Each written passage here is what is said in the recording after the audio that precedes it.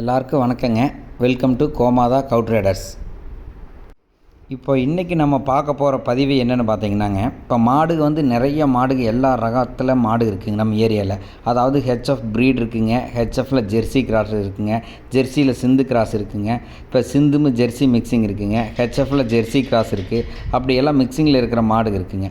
அப்போது ஒரு ஃபார்முக்கு எந்த மாதிரி மாடு செலெக்ஷன் பண்ணணும், ஒரு பண்ணை அதாவது பார்த்தீங்கன்னா இப்போது பெரிய பண்ணை வச்சுருக்காங்க, ஒரு 30 மாடு 40 மாடு வச்சுக்கிறவங்க இருக்காங்க. அவங்களுக்கு எந்த மாதிரி செலெக்ஷன் பண்ணணும், ஒரு வீட்டுக்கு வாங்குறவங்க எந்த மாதிரி வாங்கணுங்கிறத சொல்ல போகிறேங்க. இப்போ மெயின் பார்த்தீங்கன்னா நம்ம ஏரியாவில் பார்த்தீங்கன்னா கிட்டத்தட்ட ஒரு 150லேருந்து 200 மாடு நம்ம ஏரியாவில் இருக்குதுங்க.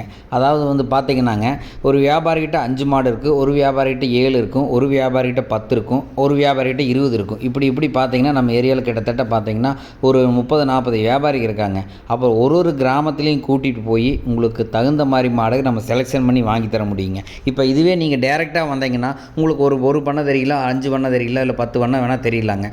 அதில் உங்களுக்கு பிடிச்ச மாடு எது இருக்குங்கிறது சொல்ல முடியாதுங்க. இருக்கிறத பார்த்து தான் நீங்கள் எடுத்துகிட்டு போகணும். இதே மாதிரி மாதிரி மீடியேட்டர்கிட்ட வந்தீங்கன்னா உங்களுக்கு பல ஒரு 30 வண்ணைக்கு பக்கம் கூட்டிகிட்டு போய் காமிச்சு அதில் நல்ல மாடு எதுவோ அந்த மாடாக பார்த்து செலெக்ஷன் பண்ணி வியாபாரி சொல்கிற விலையிலேருந்து பார்கிங் பண்ணி ரேட்டு கம்மி பண்ணி வாங்கி கொடுப்பேங்க. எவ்வளோக்கு கம்மி பண்ணி வாங்கி தர முடியுமோ அவ்வளோக்கு கம்மியாக வாங்கி கொடுப்பேங்க.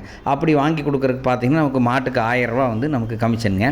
இப்போது ரெண்டாவது பார்த்திங்கன்னா ஒரு பண்ணைக்கு தகுந்த மாதிரி மாடு எப்படி செலெக்ஷன் பண்ணுறதுனாங்க, அதாவது பார்த்திங்கன்னா இந்த ஹெச்எஃப் ப்ரீடு மாடு கொஞ்சம் நிறைய வச்சுருப்பாங்க. பால் அதிகமாக வேணுங்கிறக்கொசரம் சில வண்ணைக்கு நிறைய வச்சுருப்பாங்க. சில பேர் பார்த்திங்கன்னா எங்களுக்கு பால் அதிகம் வேணும், ஃபேட்டும் வேணும்னு எதிர்பார்ப்பாங்க. அப்படி ஃபேட் கண்டென்ஷன் ஜாஸ்தி வேணும்னு எதிர்பார்க்குறவங்க ஜெர்சி சிந்து மிக்சிங்கில் இருக்கிற மாடு நம்ம செலெக்ஷன் பண்ணி வாங்கி தருவோங்க. அதாவது இந்த எருமை பால் இருக்கிற ஃபேட் கண்டென்ஸை விட அந்த லெவலுக்கு தகுந்த மாதிரி இந்த ஜெர்சி சிந்து மிக்சிங்கில் இருக்கிற மாடு ஃபேட் கண்டென்ஸ் ஜாஸ்தியாக இருக்குங்க.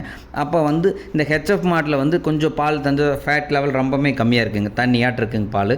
இதே இந்த ஜெர்சி சிந்து மிக்சிங்கில் இருக்கிற மாடு போடையில் என்ன ஆகுதுன்னா அந்த ஃபேட் கண்டென்ஷன் ஜாஸ்தி இதில் கிடைக்குங்க. அப்போ ரெண்டு மிக்ஸ் ஆகல பாலுக்கு நமக்கு ரேட் கிடைக்குங்க, ஃபேட்டும் நல்லா இருக்குங்க, நமக்கு பால் டேஸ்ட்டும் வருங்க. அதனால தான் அவர் இந்த மாதிரி மாடுகளாக செலெக்ஷன் பண்ணி கொடுக்குறேங்க. ரெண்டாவது பார்த்திங்கன்னா இந்த மாதிரி மாடுக ஜெர்சி கிராஸு சிந்து கிராஸு இந்த மாதிரி மாடு கிடைக்கல பார்த்திங்கன்னா மெயின் கிளைமேட் செட் ஆகிக்கிங்க, கிளைமேட் அடாப்ட் ஆகி எந்த ஹீட்டில் வேணாலும் கொண்டு போனாலும் நீங்கள் மாடு வச்சு கறக்கலாம், கம்ப்ளைண்ட் எதுவும் வராதுங்க. உங்களுக்கு இதுலேயே பார்த்திங்கன்னா ஒரு 18 லிட்டர் கறக்கிற மாடு வரைக்கும் இருக்குதுங்க. கிராஸ் ப்ரீட்லேயே 18 லிட்டர் கறக்கிற மாடு வரைக்கும் இருக்குதுங்க ஜெர்சி சிந்து மிக்சிங்க. இதுலேயே ஹெச்எஃப் ஜெர்சி மிக்சிங் வர மாடு இருக்குங்க கிராஸுங்க. அந்த மாடுகள்லாம் பார்த்திங்கன்னா ஒரு 20-22 லிட்டர் பால் கறக்கிற வரைக்கும் மாடு கெப்பாசிட்டி இருக்குங்க. அதாவது நீங்கள் நேரில் வரையில் உங்கள் பண்ணை எந்த மாதிரி இருக்குது, உங்கள் பண்ணையில் எத்தனை மாடு வச்சுருக்கீங்க, எந்த அளவுக்கு ஃபேட் கண்டென்ஸ் இருக்குதுன்னு சொல்கிறீங்களோ அதில் உங்களுக்கு ஃபேட் கண்டென்ஷன் வேணும்னா அதுக்கு தகுந்த மாதிரி மாடுகளாக செலெக்ஷன் பண்ணி கொடுக்கலாங்க. இந்த ஜெர்சி ரகம், சிந்து ரகம், ஜெர்சி கிராஸு அந்த மாதிரி மிக்ஸ் பண்ணி கொடுக்கலாங்க. இல்லை பால் ஜாஸ்தி வேணும்னு எதிர்பார்த்திங்கன்னா ஹெச்எஃப்பில் நம்ம எடுத்துக்கலாமுங்க. ஹெச்எஃப் கிராஸு, ஹெச்எஃப் ஜெர்சி கிராஸுக்கு அந்த மாதிரி எடுக்கலாங்க. ஒரு 18 லிட்டருக்கு மேலே 20 லிட்டர் பால் கறக்கிற மாதிரி மாடு இருக்குது. அந்த மாதிரி மாடு கூட நம்ம செலெக்ஷன் பண்ணி வாங்கிக்கலாம்.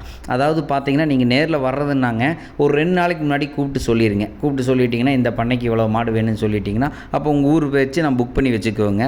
அப்போது அந்த நாளில் வேறு யாராவது வரதா இருந்தால் அடுத்த நாளுக்கு மாற்றி வச்சுருவோங்க.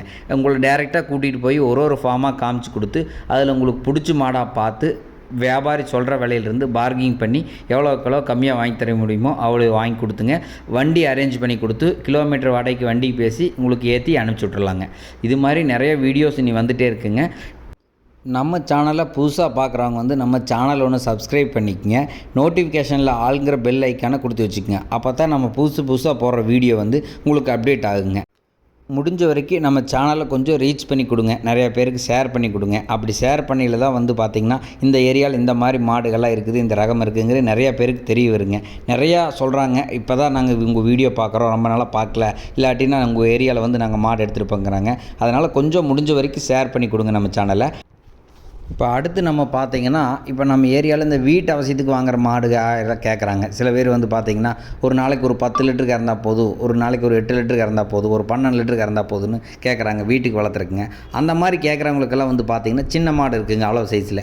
அதாவது ஒரு 45 ரூபாயிலிருந்து ஒரு 55 ரூபாய்க்குள்ளே வர மாதிரி மாடுகள்லாம் இருக்குதுங்க, பொடி மாடுங்க. அந்த மாதிரி மாடுக செலெக்ஷன் பண்ணி கொடுத்துருவோங்க. அதாவது பார்த்திங்கன்னா கிராஸ் மாடுக்கு தான் அது மாதிரி மாடு வாங்கி கொடுப்பாங்க. அவங்களுக்கெல்லாம் பார்த்திங்கன்னா வீட்டில் வச்சு அளவாக மெயின்டைன் பண்ணி, அதாவது ஒரு 2 கிலோ 3 கிலோ தவிடு வச்சுட்டு அளவாக ஒரு பால் கறந்தால் போதும், பெருசாக பண்ணை ஆட்டோலாம் நாங்கள் வைக்கலான்னு கேட்குறவங்களுக்கு அதுக்கு தகுந்த மாதிரி மாடுகளும் இருக்குங்க, பொடி மாடுங்க. அப்போ அந்த மாதிரி மாடு செலெக்ஷன் பண்ணி கொடுத்துக்கலாமுங்க. அதனால் பார்த்திங்கன்னா நம்ம ஏரியாவில் சின்ன மாடில் ஆரம்பித்து பெரிய மாடு வரைக்கும் எல்லா ரகமான மாடுகளும் இருக்குங்க. சொல்ல வர்றது என்னென்னா அதுதானுங்க. அதனால் நீங்கள் நம்ம சேனலை பார்த்துருக்கையிலே உங்களுக்கு தெரியும். இப்போ இதில் பாடுற வீடியோலேயே பார்த்தீங்கன்னா சின்ன மாடு இருக்கும், பெரிய மாடு இருக்குது, அளவு மாடு இருக்கும், இது மாதிரி நிறைய இருக்குதுங்க.